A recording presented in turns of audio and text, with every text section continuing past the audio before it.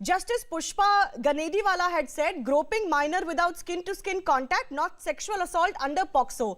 Some have argued she only brought to light a lacuna in the law. That lacuna can be filled in. Justice Krishna Dikshit, unbecoming of an Indian woman to sleep after she is ravished.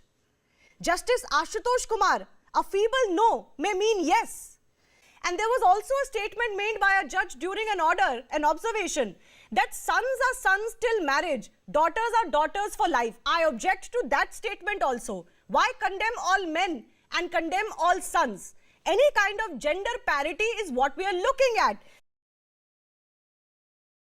On 1st March 2021, the Chief Justice of India asked a man who has been accused of repeatedly raping a minor, threatening to burn her with acid and harm her family, whether he would marry the victim. The case has been carrying on since 2019, progressing from the Sessions Court, the High Court, and finally to the Supreme Court. And the man accused, Mohit Subhash Chavan, is a government official that works for the Maharashtra State Electrical Production Company. The minutes of the Supreme Court hearing state, the Chief Justice of India asking, if you want to marry her, we can help you. If not, you lose your job and go to jail. You seduced the girl and raped her. The minutes of the hearing further showcase the judge stating, you should have thought before seducing and raping the young girl. You knew you are a government servant. We are not forcing you to marry. Let us know if you will. Otherwise, you will say we are forcing you to marry her. This is India in 2021, where reformative justice is not focused on the individual but to mend the situation by creating a union between the abuser and the victim. This is 2021, where a statement includes the word seduce and rape just right next to each other, providing a consensual and almost romantic connotation to the gruesome act. This is 2021, where the fear of a man getting suspended from his government job holds more precedence and importance to being punished for committing a horrific crime. The trial court had granted Chavan protection from arrest, but the High Court had cancelled it. The Supreme Court said he would not be arrested for 4 weeks and he could apply for regular bail. This episode is not going to be funny, but one which is reflective and honest, because some of the major criticism that I get about the Matlab Kuch Bhi episodes is that it reflects a different time, a time where misogyny, patriarchy and sexism was the norm. And for me to bring up these instances as if they're today's reality would be far-fetched.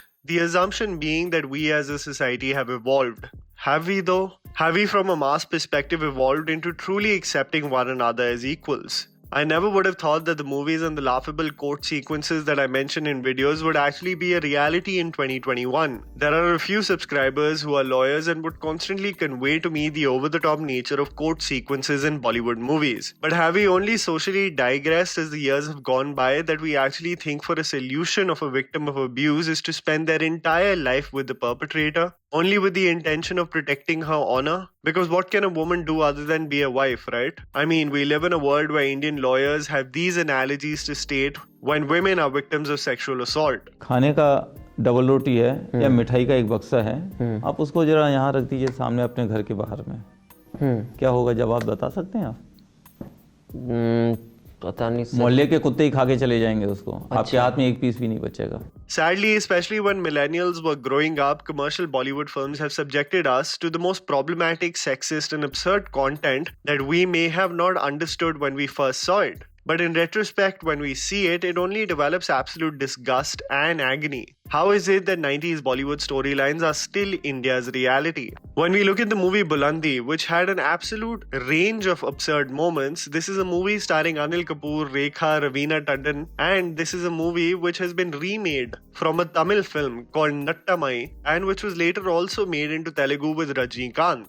And my god, is it shocking in so many ways. Upon the village getting to know that Shakti Kapoor has raped a girl, as a punishment, Rajinikanth orders Shakti Kapoor to marry the girl that he has raped. जिन हाथों से मजबूर करके इस कमीने ने तुम्हारी इज्जत लूटी, आज ये उन्हीं हाथों से तुम्हारी मांग भरेगा, तुम्हें अपनी पत्नी बनाएगा. ये हमारा फैसला है. The film reminds you of the fact that women don't have the ability to sustain themselves unless they have a union with a man. From a young age, this has been ingrained in our minds that a victim of abuse is a blot in our society and is more or less untouchable. Her needs and wants are secondary to what is more important. What do others think about the situation? इज्जत के सिवा हमारे पास कुछ नहीं है. अब कौन इससे शादी करेगा? अब कौन इसका हाथ थामेगा? You look at the movie like Himmat or Mehnat. One fine night, a drunk man creepily sits in a girl's room waiting for her, only to pounce on her and rape her. The immediate action that the girl takes is to run to the nearest cliff to commit suicide, only for her to say these dialogues as the man stops her. तुमने अपनी जिद पूरी करने के लिए एक गरीब की इज्जत का दामन नोच डाला। मुझे इस दुनिया में जीने का कोई हक नहीं है। छोड़ दो मुझे मर जाने दो। नहीं ज्योति, तुम बेइज्जत नहीं हो। You would wonder, right? How does this man even have the right to give a lecture to a girl who he has sexually assaulted? But that's Bollywood logic for you back then. You want to know the most bizarre aspect of the movie though? The very next scene. Movies for years have assumed that if a woman has been sexually assaulted, the solution to her happiness will be the act of marriage. The victim miraculously transforms the agony and torment to happiness because of Saath Feras. That's the logic. This also sets a bad precedent with the Indian public where topics such as consensual sex and plain and downright abuse are still debated. You look at an absurd film like Tejaswini. It is a film where a man brutally rapes a woman as his friend group cheers on. This is a film I spoke about for its portrayal of violence against women to titillate the audience rather than contribute artistically. When I explored this movie further, I was blown away by what was the pragmatic course of action of the protagonist, a noble police officer played by Vijay Shanti. When the case against the politician's son falls flat, the course of action that the police officer takes is to make sure that the victim gets married to the abuser. आपको भी क्या हो गया लाला जी? आप एक ऐसी लड़की को बहू बनाना चाहते जिसकी इज्जत ही नहीं रही। अफसोस करने की जरूरत नहीं है लाला जी। आपकी होने वाली बहू अग्नि परीक्षा से पवित्र होकर सही सलामत निकल आई है। In most of these movies, the victim is silent, as the supporting characters take the reins to make sure she gets married to her abuser. The opinion, wants, and needs of the victim shockingly are not even taken into consideration in most of these instances. You look at a horrible film like Benam Badshah. I mean, just listen to the premise. Juhi Chawla gets brutally raped on her wedding night by a low-life Anil Kapoor, and then Juhi Chawla tries to court Anil Kapoor to accept her and marry her, even though he has nothing in his name and raped her for 5,000 rupees. There are several moments in the movie where you will be like, why the hell is she romantically pursuing her rapist? They humanize the crime. The man constantly treats her like crap, but she keeps on persisting. And this thought that the same man can be forgiven who didn't think twice before raping you for money makes the situation for women and where they stand in society even more grim, especially with dialogue such as this. औरत की इज्जत पर अगर एक बार दाग लग जाए तो वो कभी नहीं धुल सकता। धुल सकता है सावित्री माँ, धुल सकता है अगर दाग लगाने वाला खुद सिंदूर लगा दे। The worst of the lot, which is constantly referred to, is of course Raja Ki Aayegi Barat. I mean, it is the classic example of marry your abuser as the solution. A woman gets raped only to file the case and for the court to decide that in order to protect the honor of the woman, it is the duty of the abuser to protect it now as her husband. लिहाजा ये अदालत मुल्जिम राज को ये हुक्म देती है कि जिस लड़की को नंगा करके उसने बेइज्जत किया, उसी लड़की से शादी करके उसे अपने घर की इज्जत बनाए।